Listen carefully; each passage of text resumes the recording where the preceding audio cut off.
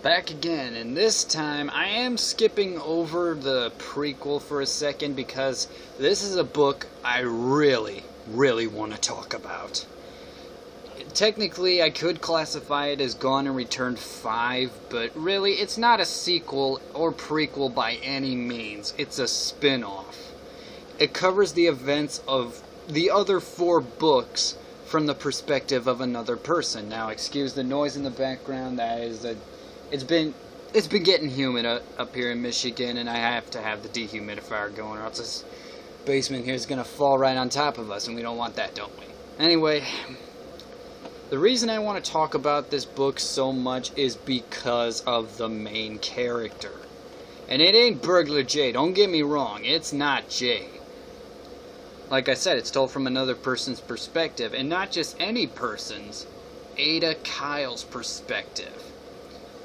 Yeah, I know, like I said, this character basically is Ada Wong from the Resident Evil series, given a different story arc, and a different name. She's not involved in the same things as Ada Wong, and she's not the same character. Well, not identically the same character. You know what? Never mind. You want to know about this character? Go back to my first review if you want to know what I think about her. But this does cover her a lot. Now, it's the most noteworthy thing of this book. It's my first book I ever wrote that stars a female lead. Now, Burglar Jay does come in as a supporting character and, believe it or not, kind of an antagonist in this book. Much like Ada was sort of an antagonist to him, he comes back and plays a similar role. But however, the reason I want to talk about this character so much is even though I started her out in the franchise really freaking hating her because I was just getting interested in Resident Evil, and Ada Wong's character really pissed me off because of how many times she was stabbing people in the back. I wrote this character in a similar way with a similar attitude, but not identically. However, in this book, especially in the first chapter, she's portrayed as someone who could have been either you or me. Could have been either you and me if her curiosity didn't get the best of her on just one night. I mean, she starts out as a normal athlete in Tampa, Florida. She starts out as kind of an athlete, but she grows up in not exactly the most glamorous or proud place to live in, as she says in the book. So, then all of a sudden, opportunity crosses her path when she becomes an athlete, and eventually one time, she hears something going on in a building, and then she drops in on some kind of gangster plot, and it's by complete accident. Even though she starts dating a reporter that she has no business even knowing about, this is what really kickstarts her life. Eventually, it gets her wrapped up in just about everything that follows. And her first introduction to Burglar Jay is actually relatively early in the book. It's only the 2nd chapter. And I know I skip over a lot of chapters in this book, but honestly, nothing interesting happens between the other chapters. She just gets stuck to a desk job. That's the one thing people don't know about spies. It's not all secrets and lies. Most of it's just paperwork. It's a lot like police work. And she proves that to us. And plus, the character herself reminds me so much of Doc Holliday from Tombstone. And the Nostalgia Critic pretty much said everything I have to say about this character. Doesn't care about the rules, herself, society, the laws. And plus, she's also, believe it or not, a lot like Alex from A Clockwork Orange. One of the worst people on Earth. Okay, she's not that, but she's our hero. That's the weird thing about this. She's built up as a character you are supposed to despise in the first book, but then you sort of start to take a liking to, just like the main character.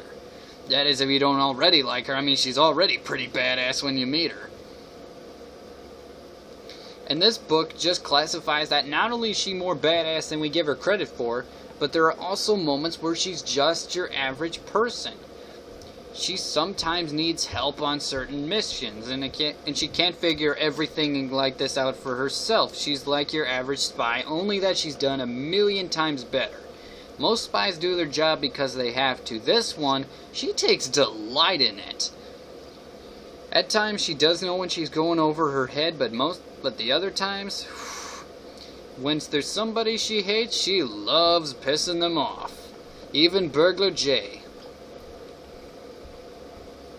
But eventually, she does kind of overcome her job, builds a liking to Burglar Jay, and inevitably, well, I wouldn't say inevitably, she teams up with him, and sooner or later gains more than an interest in the boy.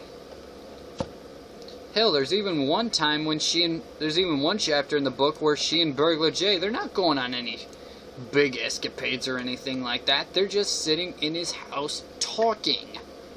Yes, she finds out where he lives. And when that happens, she finally admits what she likes about him. Of course, she does play it as the classic femme fatale way. Don't worry, she doesn't do anything with him. But they just sit around, chat, and she finds out that he's more scarred than he seems. In the beginning, this is like, oh, this is your typical teenage boy, easy to exploit. Wrong. Upon closer inspection, she finds out she's covered the bottom of the neck to toe in scars. And then this is the chat that ensues. You're just too nice for your own good. You're a man that's just noble and just. You believe in helping whoever you can and will fight to the end if they can't. While you obviously don't actively seek battle, you don't shy away from a fight when it comes to you or those you care about. Only when you have no choice do you take someone's life. I saw that so many times involving both you, me, and others. Those virtues, along with honor and friendship, are what drive you. I've never seen or heard of somebody with that level of fortitude. You don't let the rest of the world define who you are. To which Jay responds, neither do you. To be honest, I never really knew how to describe you to the rest. In case they're listening, that's why I never told them about you. While I did kind of hold a grudge against you, at the same time, I thought you were incredible. You had style, you had class, and you were able to work both sides of the law without getting hurt most of the time. I guess that unexplainable devious side of me couldn't help but secretly marvel. I know what I saw from you in the past was just your profession. To which Ada responds, well, sort of. The profession kind of got the best of me, and I grew a bit of a liking to teasing you. I'd admit to it later when I have the chance. And Jay pretty much sums it up. Anyway, what I meant was that underneath what I saw, you turned out that you have enough class to school somebody through Harvard. Being a spy may have been just your job that leaked into a lifestyle, but I began to think that you were doing the deed a little too well, though. If you were able to get involved with some of the most dangerous people ever conceived and get away scot-free, that must have said a lot about your capabilities. And my teammates began to see, and what they saw is that nobody is safe from you. They thought that as soon as they stepped out of the base, you became everyone's worst nightmare. Not because of what you're going to do, but what you can do. That took words right out of my mouth, Jay. That's exactly what I think of her. I know it sounds unbelievably strange, but unbelievably strange that a 23-year-old woman's checking out a 16-year-old boy at the time, but what do you expect? She's a spy, he's a sniper. They work their own ways, and the world works in mysterious ways. Sure, there's a 7-year age difference, but it's proven that Jay's parents were married with the same age difference, but whatever. Believe it or not, his dad was the younger of the two. Anyway, if somebody can get involved with those kinds of people, that, like Jay just said, that must have said a lot about her capabilities. But there's this one person that she respects so friggin' much, and that is Jay. It's proven that she does find a great deal of respect in him, like I said, well, like I quoted.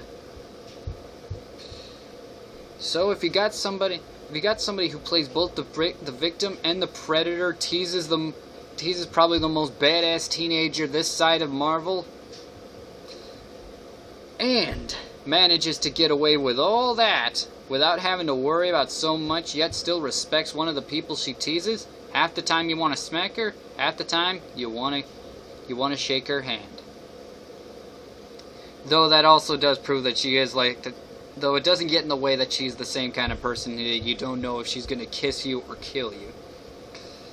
Anyway, this pretty much covers everything that happened between the prequel and the third book from her perspective, what happens in her life. And I'm not going to spoil it. I pretty much just said everything that I'm going to say, and I just really wanted to cover this book and this character, but you're probably going to think, oh, this is going to be a really cliched series. Well, sort of yes and no. The thing is that, yes, there is a possibility for a lot of cliches to happen, but they push them aside and make it their own. Sure, there is kind of the misunderstanding between between Burglar Jay and Ada and throughout the first and second book. But he's got his reasons. He's got a reason to be mad. That ain't stupid. It's not. And plus, they don't argue every step of the way. Ada just takes it as they go along.